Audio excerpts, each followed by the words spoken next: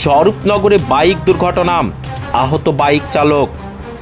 উত্তর 24 পরগনা জেলার বসিরহাট মহকুমার স্বরূপনগরের বিশ্বাসপাড়ার মোড়ে বাইক দুর্ঘটনা, আহত বাইক চালক। দ্রুত গতিতে বাইক চালাতে গিয়ে সামনের দিক থেকে আসা লোহার গ্রিল বোঝাই একটি ইঞ্জিন ভ্যানের সাথে মুখোমুখি সংঘর্ষে ছিটকে পড়ে মোটর বাইক চালক।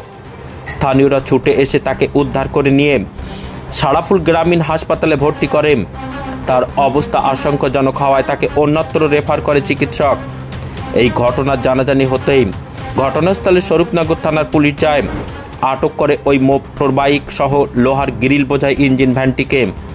পুলিশ সূত্রে জানা যায়, ওই আহত যুবকের নাম শুভঙ্কর অধিকারী, তার বাড়ি বসিরহাট এর সংগ্রামপুর এলাকায়।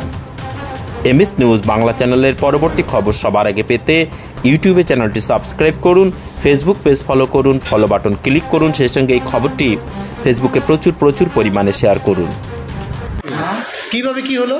আমার গাড়ি চাপে যাচ্ছিলাম, আর ভ্যানরা দেখে আমি ব্রেক মেরেছিলাম, আমার ডিস পুরো লক হয়ে গিয়েছিল আর গিয়ার কম ছিল না, খুব বেঁধে গিয়েছিল। হেলমেট ছিল তোমার মাথায়? না। হেলমেট ছাড়া চালাচ্ছিলে? হ্যাঁ, তার জন্য আমি আর ব্রেকও মারতে পারিনি, সোজা মেরে দিয়েছিলাম। সোজা মেরে দিয়েছ? তোমার নাম কি? শুভঙ্কর অধিকারী। বাড়ি কোথায়? বাড়ি সংগ্রামপুর।